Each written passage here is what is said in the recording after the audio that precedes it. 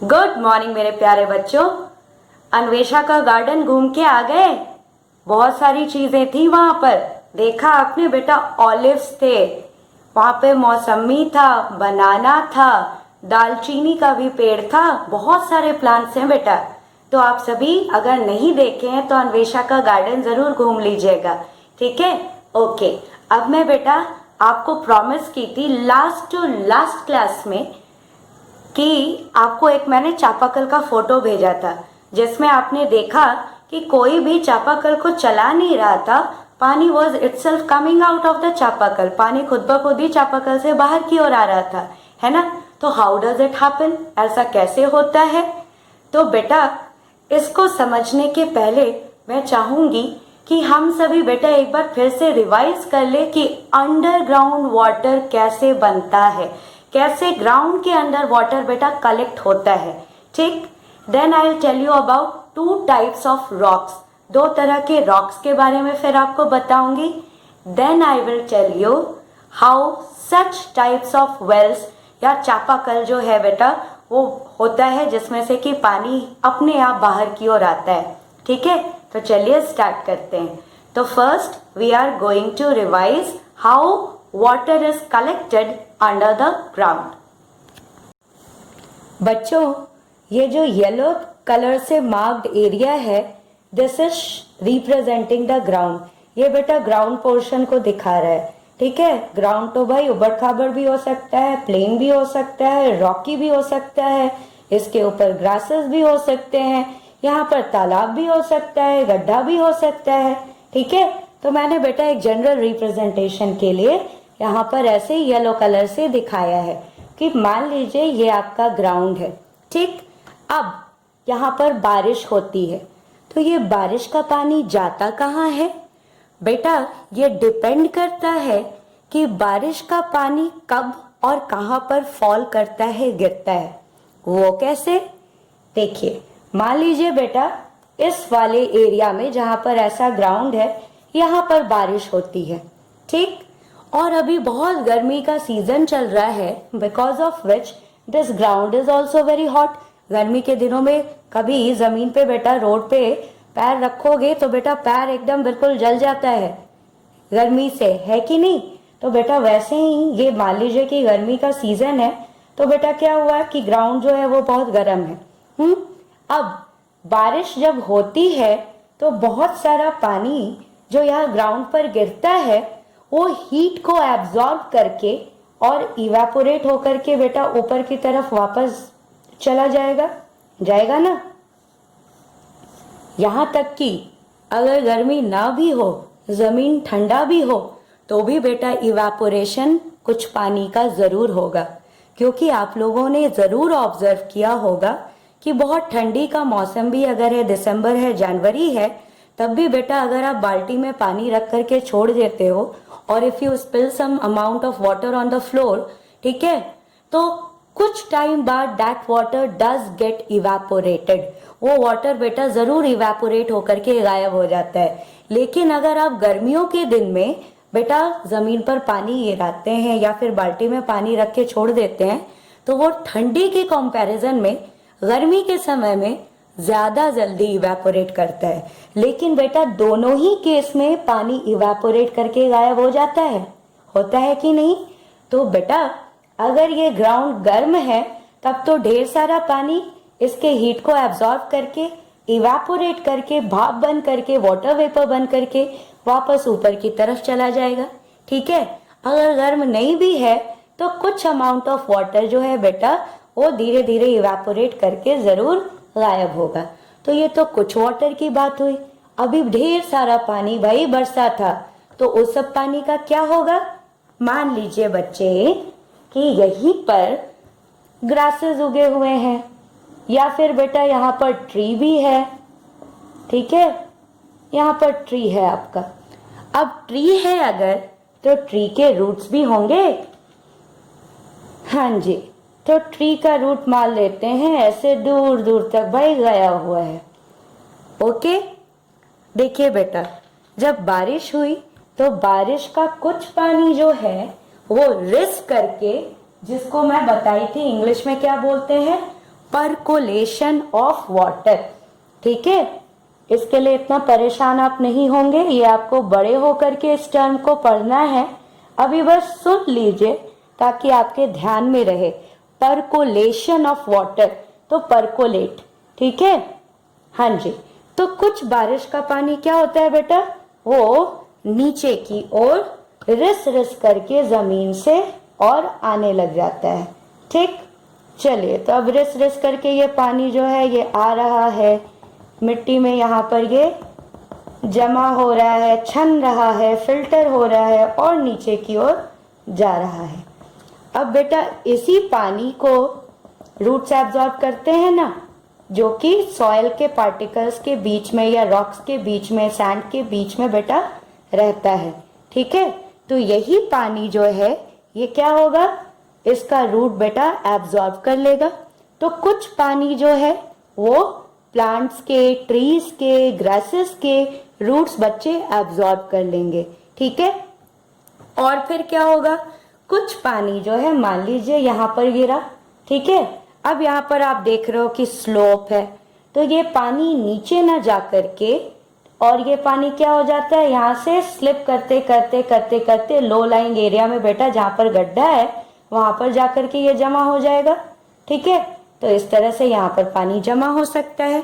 तो बेटा यही मैं कह रही थी कि डिपेंड करता है कि बारिश का पानी कहाँ गिरता है और कब गिरता है। बेटा मान लीजिए कि ये ग्राउंड ना होकर के और ये पूरा का पूरा सीमेंटेड होता, सीमेंटेड फ्लोर होता, बहुत दूर तक पूरा टाइलिंग किया होता, मार्बल लगा हुआ होता, तो क्या ये बारिश का पानी बेटा परकोलेट करके नीचे आ पाता?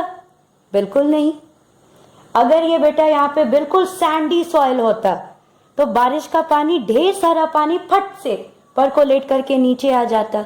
बिल्कुल चिकनी मिट्टी अगर है बेटा तो पानी को वो क्या करता है, बहुत जल्दी फिल्टर करके नीचे की ओर नहीं भेज पाता है। अगर बहुत चिकनी मिट्टी है तो वो बेटा उसमें पानी काफी देर तक वो होल्ड करके रखा रहता है और धीरे धीरे धीरे धीरे करके पानी जो है नीचे छन करके जाता है। तो डिपेंड करेगा कि बारिश का पानी कहाँ गिरता है और कब गिरता है। ठीक है, तो कुछ पानी बेटा जो ऐसे स्लिप करके मान लीजिए किसी गड्ढे में जमा हो गया है ना, या फिर बेटा ऐसे परकोलेट करके नीचे चला गया। अब देखिए अगर ये गड्ढे में भी यहाँ पर जमा हुआ तो आपको पता है ना, आपने अभी पढ़ा था कि राजस्थान में, जैसलमेर में, जोधपुर में, उदयपुर में, इन सब जगहों पर लोगों ने बहुत सारे आर्टिफिशियल लेक्स बनाकर रखे हैं। आर्टिफिशियल मतलब पहले से गड्ढा था नहीं, उन्होंने वहां पर किया क्या कि बड़ा बड़ा गड्ढा खोद दिया ताकि बारिश का पानी बेटा वहां पर जमा रह सके। अब पानी यहाँ पर जमा है तो कुछ पानी इवेपोरेट करके ऊपर की ओर भी बेटा जा रहा है, कुछ पानी इस गड्ढे से, इस लेक से परकोलेट करके नीचे की ओर भी आ रहा है। तो ये सारा पानी जो है वो कहाँ पर इकट्ठा हो रहा है, इस जमीन के नीचे यहाँ पर इकट्ठा हो रहा है। तो जमीन के नीचे बेटा इस तरह से पानी जो इकट्ठा होता है that is known as underground water, because it is present under the ground. क्योंकि मैंने वैक्स कलर से बेटा इसको किया है इसलिए यहाँ पर एरो नहीं जा रहा है, लेकिन मैंने पॉइंट किया तो आपको समझ जरूर आ गया होगा। ओके, तो अब ये पेन भी नहीं चलेगा, let me use another pen. बेटा ये आपका अंडरग्राउंड वाटर है because it is present under the ground. ठीक है, ओके, अब सुनिए बेटा। ठीक है, यहाँ पर आप देख रहे हैं कि दो जगह अलग अलग आपको ये दिख रहा है पानी। ऐसा कैसे बेटा, क्या हुआ, यहाँ पर बारिश का पानी जो है वो छन छन के यहाँ पे जमा हो गया, लेकिन इतना के बाद जमीन के नीचे बेटा यहाँ पर एक लेयर ऑफ रॉक्स प्रेजेंट है जिसको हम लोग कहते हैं इम्परवियस, और ये भी है इम्परवियस। ठीक है, अब ये इम्परवियस और परवियस रॉक्स क्या होते हैं, फिलहाल तो खाली इतना बताती हूँ बेटा कि ये दोनों लेयर इम्परवियस है। हर जगह ऐसा नहीं होगा, लेयर जो है वो इम्परवियस भी हो सकता है, परवियस भी हो सकता है, या हो सकता है भाई कि यहाँ पर ये बीच में कोई लेयर ही ना हो। ठीक है, लेकिन अगर दो लेयर के बीच में, दो इम्परवियस लेयर के बीच में पानी जमा है तो वहां पर अगर आप बोर करेंगे तो आपको वैसा वाला चापाकल मिलेगा जहां पर आपको बिना चापाकल चलाए पानी ऑटोमेटिकली बाहर आता जाएगा।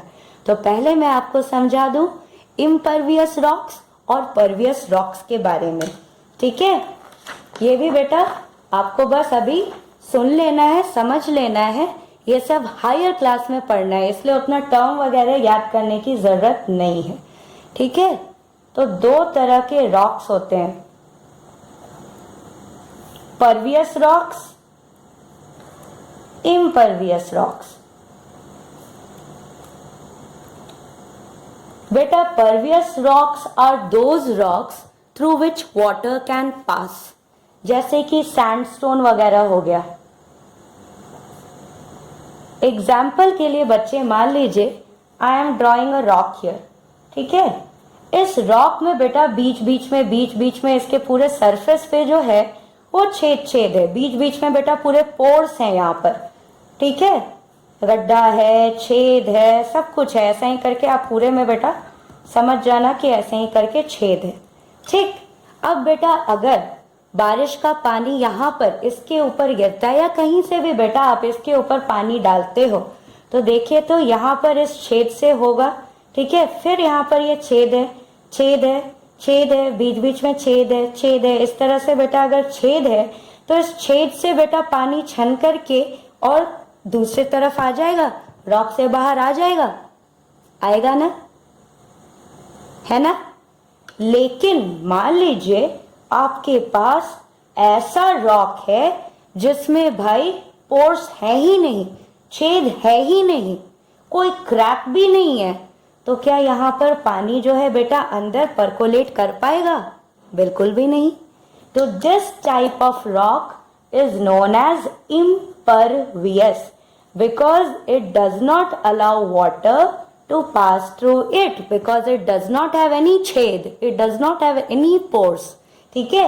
लेकिन such rocks, ठीक है, that have cracks, जिसमें बीच बीच में बेटा क्रैक हो, छेद हो, पोर्स हो, these types of rocks allow water to pass through them। इस तरह के रॉक्स जो होते हैं वो पानी को अपने थ्रू गुजरने देते हैं, तो इन्हें हम लोग कहते हैं परवियस रॉक्स, ठीक। अब हम वापस आ जाते हैं इस वाले डायग्राम पे, पिक्चर पे। ओके बेटा, यहाँ पर ये जितना भी आपको ग्राउंड था, यहाँ पर बच्चे मान लीजिए कि परवियस रॉक्स है, pervious through which water can पास, और सॉइल है, ठीक है, छोटे छोटे स्टोन्स है, तो पानी तो परकोलेट करके यहाँ पर जमा हो गया।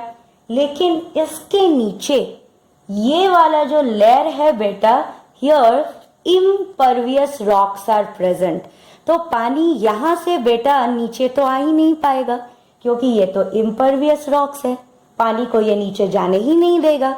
तो बेटा पानी जो है वो क्या है, ये यहाँ वाला यहाँ पर कैद होकर के रह गया, ठीक। ये कहीं आगे में जाकर के अगर कहीं निकलता है तो दैट्स ओके, लेकिन ये वाला पानी जो बेटा यहाँ पर जमा हुआ, इसके ऊपर इसके नीचे दोनों में ही इम्परवियस लेयर है, तो ये तो इन दोनों के बीच में कैद होके रह गया।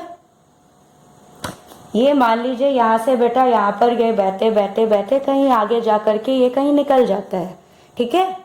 या फिर थोड़ा आगे यहाँ पर अगर जाते हैं तो थोड़ा दूर के बाद बेटा यहाँ पर जाते हैं तो मान लीजिए यहाँ पे परवियस रॉक्स मिल जाते हैं, तो ये वाला पानी जो है नीचे छन जाएगा, ठीक है। तो ये पानी बेटा कंटेन्ड नहीं है, ये यहाँ पर रुका हुआ नहीं है, लेकिन ये वाला पानी जो है ये इस दोनों के बीच में बेचारा फंस चुका है। इसके ऊपर भी इम्परवियस लेयर है रॉक का, नीचे में भी बेटा इम्परवियस रॉक्स का लेयर है, तो ये ना तो ऊपर की तरफ बेटा एब्जॉर्ब होगा ना तो ये नीचे की तरफ आएगा। अब ये पानी यहाँ पर अटक के रह गया।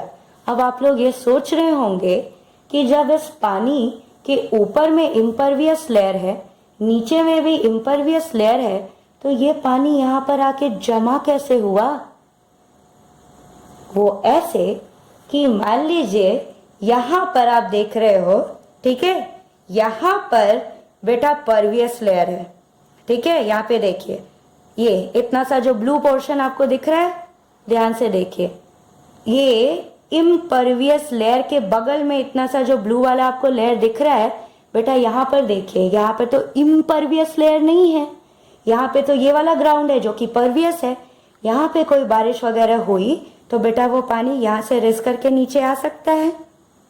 तो यहाँ से तो ये नीचे आ गया, लेकिन इधर इम्परवियस और यहाँ से यहाँ तक इम्परवियस, तो इन दोनों के बीच में बेचारा फंस गया। यहाँ से घुस जा रहा है लेकिन फिर बाहर नहीं निकल पा रहा है। तो ऐसे में क्या होगा, यहाँ पर पानी जो अटकेगा, यहाँ पे पानी आए जा रहा है, आए जा रहा है, आए जा रहा है, लेकिन बाहर नहीं निकल सकता, तो बहुत ज्यादा बेटा प्रेशर बिल्डअप होगा। आप किसी भी चीज में, ठीक है, एयर फिल करते जाओ, जैसे बलून ले लिया, एयर फिल किए जा रहे हो, किए जा रहे हो, किए जा रहे हो, तो बेटा प्रेशर बहुत ज्यादा अंदर बिल्डअप होगा, अंत में क्या होता है, द बलून बर्स्ट। उसी तरह से बेटा यहाँ पर देखिए, थोड़ा सा परवियस लेयर यहाँ पर है जिससे पानी रिस करके पूरा यहाँ पर आ जा रहा है, लेकिन ऊपर नीचे इसका इम्परवियस लेयर है, तो पानी इस दोनों के बीच में अटक के रह गया। यहाँ से भरे जा रहा है, इसको बाहर निकलने का कोई रास्ता नहीं है, तो बेटा यहाँ पे बहुत फोर्स हो जाता है, यहाँ पे बहुत प्रेशर हो जाता है। और ऐसे केस में अगर आप यहाँ पर बोरिंग कर देते हैं, ठीक है, यहाँ पर आपने ड्रिल कर दिया, बोरिंग अगर कर दिया, मान लीजिए भाई यहाँ पर आपने कुआं खोद दिया या फिर यहाँ पर बड़ा सा गड्ढा खोद दिया जो यहाँ तक आ गया, ठीक है, इस लेवल तक आ गया, तो अब क्या होगा बेटा, इस तरफ से पानी ढेर सारा भरे जा रहा है, भरे जा रहा है, भरे जा रहा है, पानी निकलने का कोई रास्ता नहीं।